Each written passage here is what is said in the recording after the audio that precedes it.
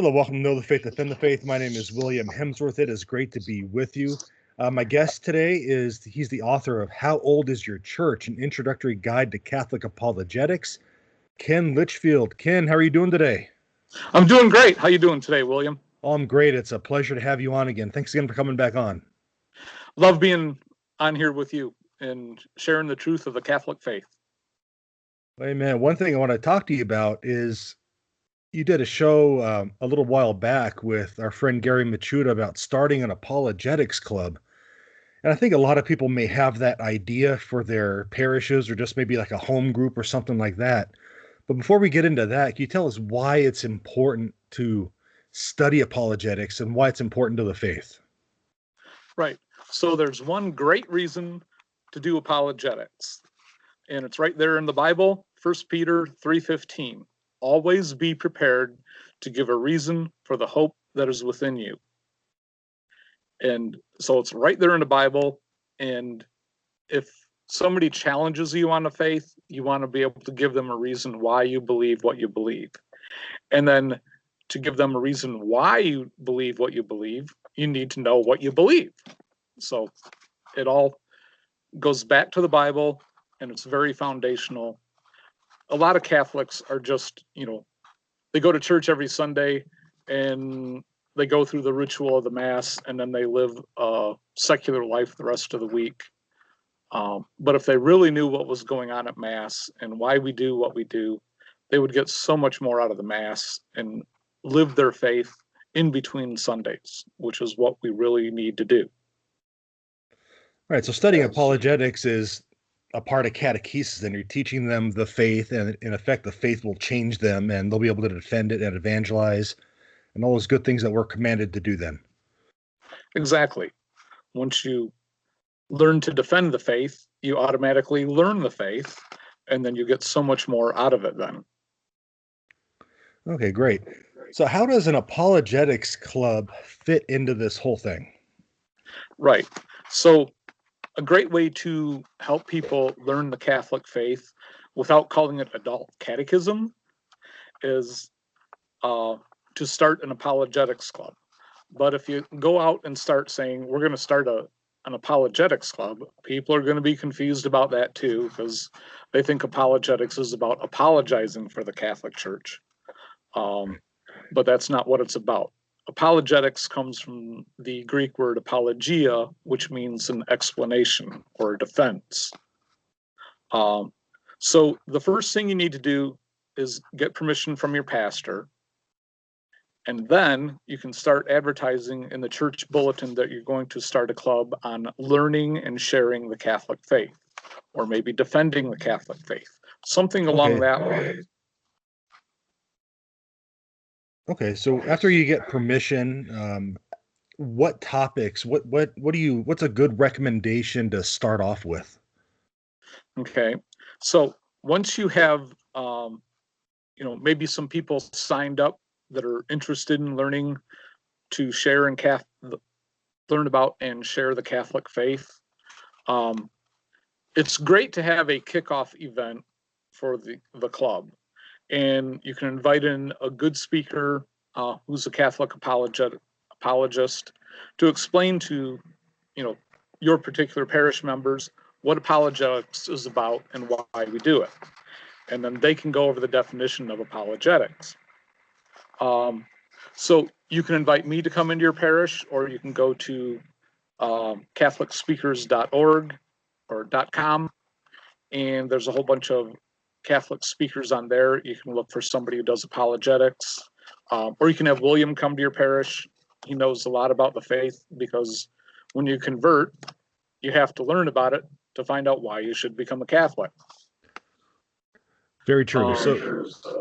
Go ahead. So you have this kickoff event. So you invite someone over. You're inviting someone to speak. They're talking about why we defend the faith. So is that first session, the kickoff, kind of like, this is what this group is about, and this is what we plan on doing? What's that look like? Right. That's exactly the goal. You're trying to build some enthusiasm with these people that are interested in learning about the Catholic faith. And this goes hand in hand with evangelization, because once you know the faith, you can share the faith and help bring people back to church, or help bring people to the church. But the goal you have to keep in mind is that you want to help people get to heaven. You're not trying to win an argument about which church has the correct interpretation of the Bible.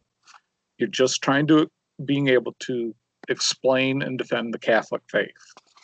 You're not looking for,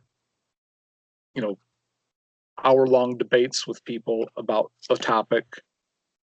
You're just trying to explain to people how that they can defend the Catholic faith. So you don't have to make it sound real contentious from the beginning.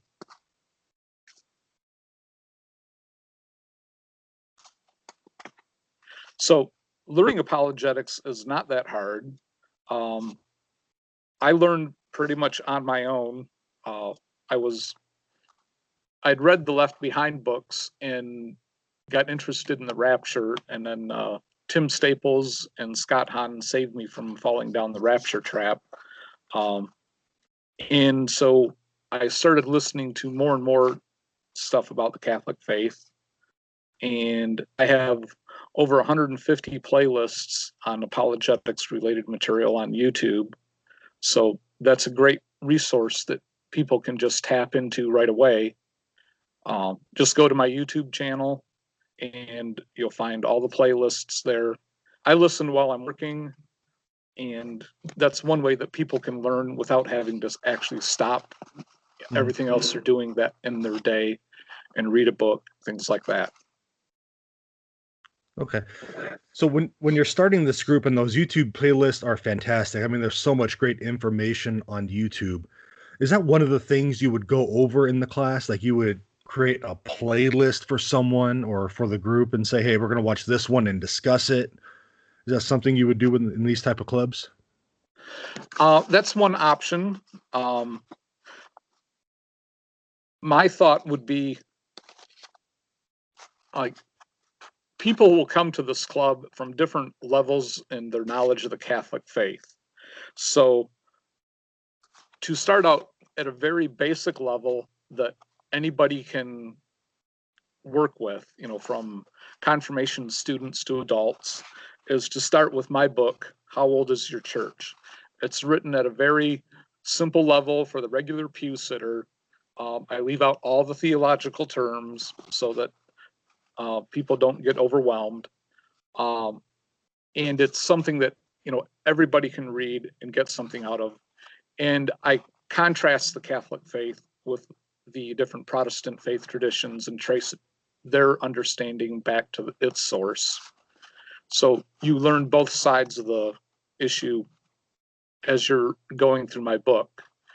You could have people read like one chapter of my book, and then the next week you get together and sit down and discuss it, and maybe even role play on how you would explain the faith to somebody who might challenge you on the particular topic of that chapter. And you can also do like the YouTube playlists as supplemental material that people can listen to throughout the week if they have time to listen to that kind of stuff. John Martinoni also has a lot of free downloads that you can listen to. And then there's podcasts, from many people, including you, William, that people can listen to help supplement their learning throughout the week. You can listen to a podcast while you're driving to and from work, things like that. And that way, if you're stuck in traffic, you don't feel like you're wasting time. You're still learning and doing something useful. Right. So many great podcasts out there. Now, this material that you're discussing in these clubs, do you recommend getting it cleared by your pastor first? I would say, if you're going to use my book, I would suggest you at least have your pastor read it first. I had our evangelization director at my church read over my book, and he thought it was excellent. He's a convert himself. And many people have left great reviews that it gives a very fair explanation of the faith that is also brief and easy to understand. And that was my goal with the book, that it would be the first baby step in apologetics, because I have 25 chapters in my book, and each chapter could be a book all by itself. But if you give people 25 books and tell them, well, this is what you need to know for apologetics, they're going to say, well, I got better things to do. So the short chapters in my book that are like about 5 pages on average, people can assimilate that easily enough, and that'll give them a good start. And then they can go so much deeper after that. Right. In your book, like you said, it's clear, it's concise, and has a lot of history in it as well, which is something I found fascinating because I'm a history buff, so I love all the historical stuff. And you show that link with the Catholic Church to the apostles throughout the book. Now, in apologetics, within this club, do you recommend teaching on, I know you said on a basic level, like, are you talking about like people like a RCIA level or even before that? There are some RCIA groups that use my book as supplemental material. And it would be definitely a good book for anybody in RCIA to get, because as you're converting to the Catholic Church or coming into the Catholic Church, you might be confronted about why you're becoming a Catholic as opposed to a Baptist or a Lutheran or a Presbyterian or whatever. And because in my book I explain why you should be a Catholic and how old the Catholic interpretation of the Bible is, that will allow you to give a defense as to why you're becoming Catholic instead of some other Protestant faith tradition. Okay. Now, within your book, you lay out a lot of arguments, and like we've talked about a few times already, it's a good book to get. It's a good book to study as a group. Why do you think what is it important to lay out? I don't know. Let's say what Catholics believe and what a certain Protestant denomination believe. Like lay out those objections to the faith to answer them in the group, or do you think that may be too advanced for some? Well, if you're going to share the faith, people are likely to challenge you on why you believe that particular interpretation. Even people who are not associated with any particular Christian church, let alone being non-Christian, they may not. They'll be looking for a reason why they should accept the Catholic interpretation of the Bible. And because I also give you like early historical references on when Catholics taught the Catholic interpretation of the Bible before the Catholic Church even assembled the Bible, that gives you some ammunition as to why you believe the Catholic interpretation instead of some Protestant faith tradition, or why you should even be a Christian to begin with. That's one of the early chapters in my book as to why you should be a Christian. And I also cover why you should be a Catholic Christian and not just some Protestant faith tradition. Now, in these apologetics clubs, what do you recommend? Do you invite people within the club to invite visitors in? Let's see. If somebody is interested in learning about the Catholic faith, yes, you should invite them in. As you're learning to be an apologist, I don't think it's a good idea to invite your Baptist friend over to come and challenge the leader of the class or something like that. That would be like a good example of, where the leader of the class could show how to defend the faith. But that doesn't really teach the people about the faith so much. So that kind of distracts from the purpose of the class, in which you're trying to teach people how to know the faith and defend the faith. Right. And I wanted to ask that question because I can see people doing that getting going to their friends who have huge objections and just instead of explaining, just inviting them into the class. And I can see that as being a big distraction. So I was curious to get your thoughts on that. Right. The leader of the class needs to, keep the meeting focused on the topic. Um, but also there needs to be a time for questions and answers. I'm a big proponent on covering the material and then having question and answer afterward, because sometimes people will have questions along the way that you actually have covered in the material that you're going to be presenting. And when people throw in the questions early, it kind of distracts from the flow of things. So if you get through the material first and then discuss it, have Q&A after that, it keeps things moving along. And because like if you present something, you're presenting something and then somebody asks a question that you're going to get to, when you get back on topic again and you get to that point where we're going to cover the answer to their question, but you already covered it, it interrupts the flow of the presentation. So do the presentation, then have Q&A. I invite people to, keep pencil and paper handy, or notebook or something. And if they have questions, write them down as they're hearing the presentation. And then we'll get to the questions at the end. Because sometimes, people will write down their question and then they'll get their answer later on in the presentation. And then they don't have that question anymore. Or they might need some follow-up on that question, some more in-depth answer. Okay. Is there a particular ratio, as far as leader to student within these clubs that you would recommend? Not necessarily. If you have like one person and 100 people, that can get kind of bogged down when it comes to the Q&A section, because not everybody can get a chance to get their question out unless you're going to be spending 3 or 4 hours together.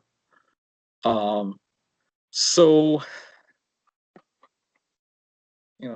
I would try and keep it under 50, and you're better off with smaller groups, say 25, but you definitely don't want to turn people away. Right. Now, would But you if recommend find like yourself, having, go ahead, sorry. Well, I was just going to say, if you find the group growing larger and larger, then you should kind of like split up the groups. Either have, at 2 different times, that might be more convenient for people, or 2 different rooms, something like that. Okay. Now you talk about the leader and having the people within the group. Would you recommend having like some kind of a breakout session so they can talk deeper amongst themselves, or do you think that would be distracting from the group as a whole? You could do that. You kind of have to go with what works for you. And different people that come to the Apologetics Club may already have different levels of knowledge in the Catholic faith, or even, real world experience with sharing the Catholic faith. So those kind of things can be good if you can have your breakout sessions. But if you have, people that are just, totally, well, maybe not totally oblivious to the Catholic faith, but cradle Catholics that are poorly formed, those are the kind of people that need to get, good solid information and then have Q&A afterward. In my book, there is a chapter on how you can actually use this information in real life. And I have, it's just a sample of an opening question, but you can say to somebody, what church do you attend, or which faith tradition do you follow? And, they might say that they're from some Protestant faith tradition, or they might be a non-Christian, or they might be a nun, as in NONE, like no faith tradition. Or they might be a cradle Catholic that doesn't go to church that much. But once you find out where they're at, then you can move on to helping them learn more about the Catholic faith. So after you get their response, you can say, well, or your friend might say something like, I attend Ken Bob's First Baptist New Testament Full Gospel Bible Church. And you can respond to them, have you ever wondered what Christians were doing before they had a Bible? And your friend might answer, we've always had the Bible. And then you can explain to them that the Catholic Church did not establish which early Christian writings would make up the Bible until 382 AD at the earliest. So if you would like to learn a little more about what Christians were doing before they had a Bible, you can read Justin Martyr's first apology on Christianity to the Roman Emperor Antonius, which was written around 150 AD. And Justin Martyr's first apology is a great writing to have other Christians read, because it's 200 years before the Catholic Church established the canon of Scripture, and 150 years before Constantine allegedly started the Catholic Church. Read Justin Martyr's first apology and his second apology in dialogue with Trypho. It is so Catholic, it's hard for people to argue with the Catholic faith as being some later invention. It's obviously very early. Right.